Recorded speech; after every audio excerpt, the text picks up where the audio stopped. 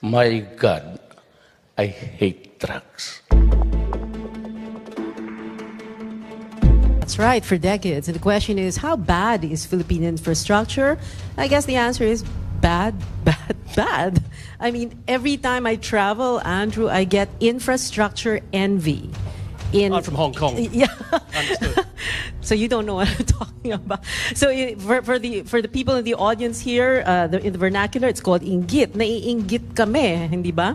Last year, the World Economic Forum rated the Philippines' infrastructure at 97, the 97th best out of 137 countries, the same level as Rwanda. Yeah, when you put in those sort of terms, you realise how much work there is to be done. Interestingly, that same survey from the World Economic Forum was about competitiveness overall. And I rated, as Pia says, those 137 countries. The Philippines actually finished 56th in that survey, one notch better than the previous year. But think what that number would have been had infrastructure not been at 97. And in fact, if you look at your neighbours, the Philippines on that competitive level is 7th out of 9. Here in ASEAN. Here in ASEAN. It's better than Cambodia and Laos only. I don't know if I should say ouch or thank God. Better than Cambodia. Time for action, I'd say. Yeah. So it's clear infrastructure is the Achilles heel of this country's economic development, but you all here already know that. What we all want to know is exactly how is build working and whether the policy plans are in place. So, here to answer those questions, we have assembled a very, very high-level team from the Philippines government and also from the private sector. So, ladies and gentlemen, please give a warm welcome to the Budget Secretary, Ben Diokno.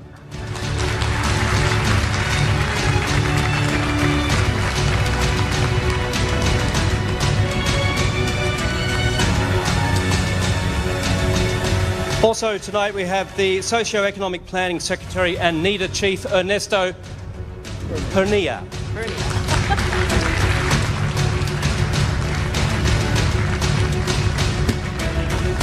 Also, Transportation Secretary Art Tugade.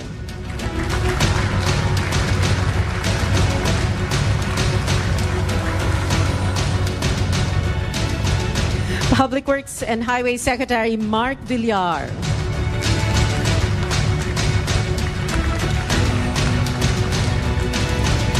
And Vince Dizon, President, Bases Conversion Development Authority. Gentlemen, please take your seats here. And Andrew? Yeah, we also have, as I said, we have leading figures from the private sector here today, including, gentlemen, as I name you, if you can stand up and just acknowledge the crowd so they know who is going to be speaking. Start with the Raul Romulo, who is the Chief Finance Officer of the Infrastructure Division of San Miguel and also Head of Treasury. Mr. Ed Francisco, President of BDO Capital and Investment Corporation. And Bill Luz, President of the National Competitiveness Council. Thank you, sirs. Let's all take our seats now. Okay, and let us begin. Gentlemen, please. And I'd like to kick this off to you, Budget Secretary. What I want to do is basically set the scene. So this Build was announced back in July of 2016. We're nearly 2 years into this. I want a status report from you. Where are we? Are we where we need to be? Are we where you expected to be? Basically, are things on track? Before I answer that question, let me put things in perspective. Why are we doing this? Because I look at the numbers. For the last 50 years, the Philippines spent only 2.6% of GDP for infrastructure. 2.6%. The acceptable level will be around 5%. So what we did was, for last year, 2017, it was about 4.7%. This year, our target is 6.1%, ramping it up to about 7.3% by 2022. Now, to answer your question, yes, I'm happy where we are.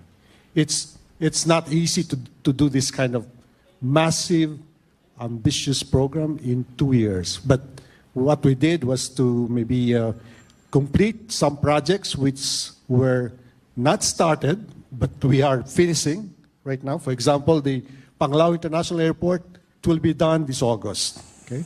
Panglao, that's been lying down there for 10 years. The Cebu International Airport, the Cebu Second International, we will complete that this June. Terminal 2. The Clark International Airport has been started now, right? It's ongoing. So I'm happy where we are. The train going to Clark is also being started. Just a very quick follow-up there. Talking about, if you're talking about 100% being completion, how far down the road are we? Is it a 10% completion so far? 50%? It's hard to say. These guys will answer that question, Okay. all right? Case to case, huh? Maybe Secretary Tugade and Secretary Villar. It's hard to do a generic yardstick here because of the peculiarity of the projects we have. The projects of transportation will not be akin or similar to the things which the Department of Public Works will be doing, or are doing, or have done. In the same token, it will not be in the same platform as what BCDA is doing. In other words, what I'm trying to say is, if, for instance, you are to ask transportation within a time set of, say, the remaining 4 years of the term of the president, we are going on a 25 to 30% accomplishment. But what's dramatic changes after this year and mid of next year? That number of 30% will dramatically improve. Perhaps, Public Works can answer the yardstick which is being asked by Andrew in relation to the peculiarity of what projects. Yeah. And I guess that would also be understandable because like what Secretary Diokno was saying earlier, you're making up for 5 decades, right? Yeah. In other words, naghahabol na lang. Hindi po ba? Hindi lang ho naghahabol. It's not just catching up. It is performing and achieving. If your effort is just to make habol or to catch up, then we'll not be doing full what is expected of us as Department of Transportation. As we try to do what was forgotten or neglected in the past, we do certain things that is anew and peculiar to the administration of President Duterte. Secretary Villar, are you on target? Well, we have so many projects. It's hard to generalize percentage-wise. But let me talk about our disbursements, which is how we measure accomplishment. Construction accomplishment is always a function of our disbursements. Despite the larger budget, in fact, last year, I can speak for our department, and actually even the DOTR, we experienced one of our highest absorptive capacity rates last year, despite the fact that even with the increased budget. So in terms of performance, disbursements, we are tracking higher than we are in previous years. And I think this is good, especially given that there was a significant increase in infrastructure spending. So if you're asking me, are we doing well? Yes, we're doing well. We're doing better. And what we're doing now is we're creating, aside from finishing projects that some of which have been set aside for a very long time, we're also creating a pipeline that will last for in the long term. Many projects, many master plans we're doing now will redound not just to this administration, but to further administrations down the road. We have in our list 75 flagship projects, meaning projects that are at least 2.5 billion pesos in terms of cost.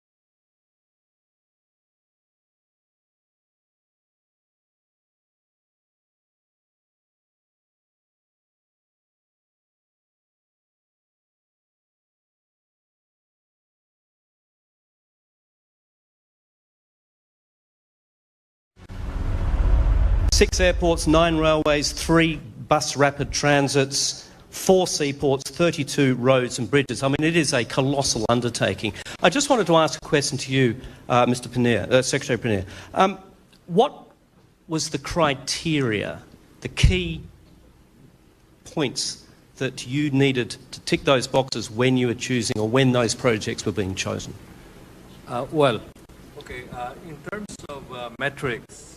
In terms of metrics, we have in our list 75 flagship projects, meaning projects that are at least 2.5 billion pesos in terms of cost. And as of the latest, we have already processed, meaning it has gone through several stages, about 6 stages of processing and approvals. We have already covered 35 of the 75 flagship projects. So that's more than 50% in terms of new projects getting approved by, in terms of technical evaluation and getting through the cabinet level investment coordination committee and then on to the NEDA board, which is chaired by the president. So these are now ready for implementation, these 35 new flagship projects.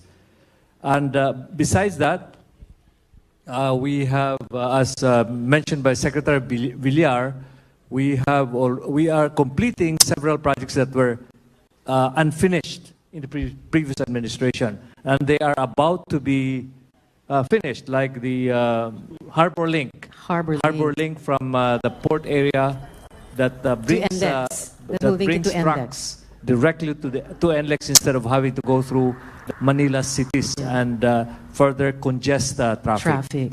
Right. And so let me get your question again. I just wanted just the key criteria. The criteria are, for example, we have in the development plan, Philippine Development Plan 2017-2022, we have priority projects based on pent-up demand in terms of transportation, in terms of roads and bridges by the Department of Transportation and Communication, Public Works and Highways, and airports. So we see where are the demand really growing that has already been unmet for several years.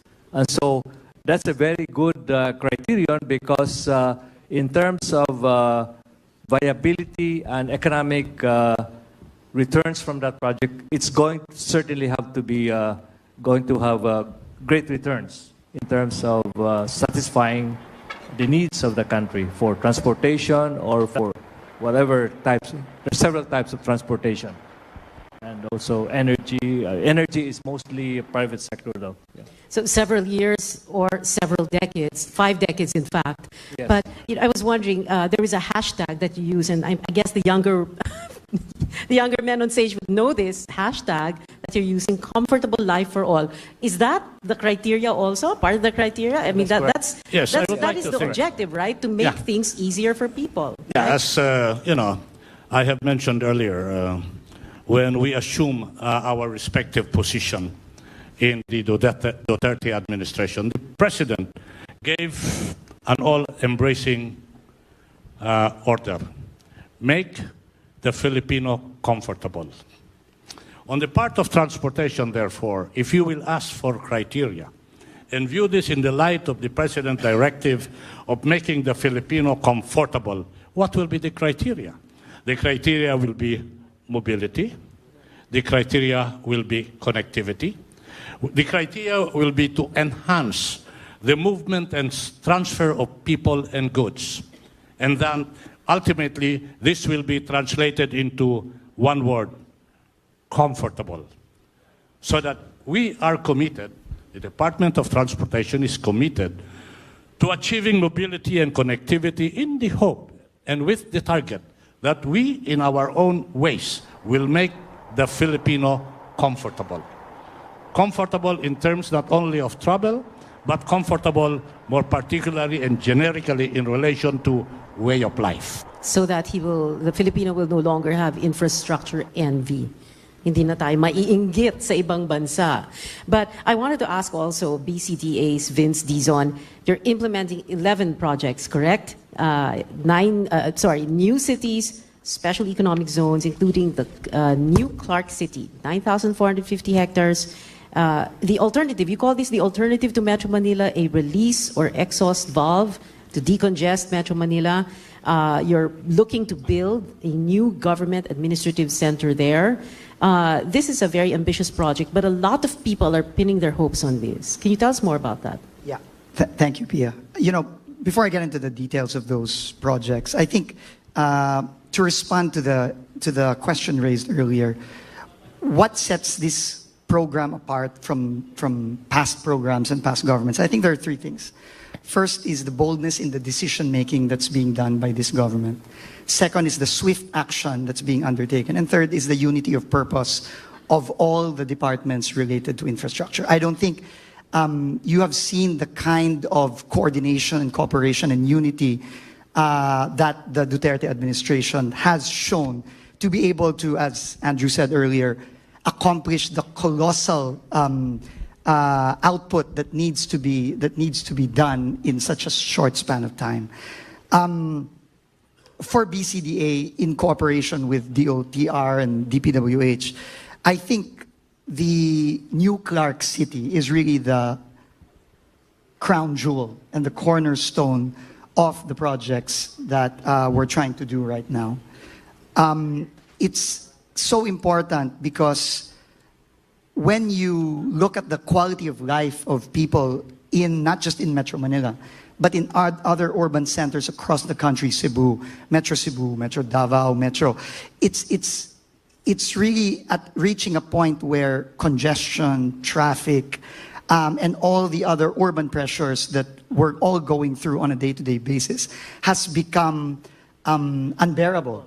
You know? And that's why the president himself said a couple of months ago that, you know, Metro Manila is a dying city, and it's no exaggeration. No, and just the kind of life that our people have to endure on a daily basis is really something that government needs to address, and it cannot be addressed overnight.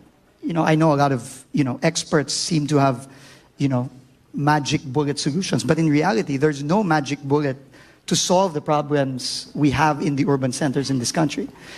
And New Clark City, I think, it just shows a way forward, a peek into the future, a peek into the kind of quality of life that every Filipino deserves, whether rich, poor, young and old deserve. And that's why it has to be done properly, it has to be done well, it has to be planned well, and it has to also be done quickly. Because the kind of life that our people are having to endure really cannot wait a single day anymore. And now we've moved forward with New Clark City. We're doing phase 1 now, the first 60 hectares, which will be the national government administrative center. Construction is already underway. The first part of phase 1 will be completed by late next year, in time to host the Southeast Asian Games in December of next year. And the remaining parts of phase 1 will be completed before the end of the president's term. And that will provide our people with some hope. That we can build a city that will hopefully avoid the mistakes and the pressures we all experience here in Metro Manila and other urban centers throughout the country. All right. At this point, we'd like to acknowledge the presence also of another member of our private sector panel, Mr. Gary Teves, who was Finance Secretary during the time of the Arroyo administration. Sir, can you please just say hello to the crowd?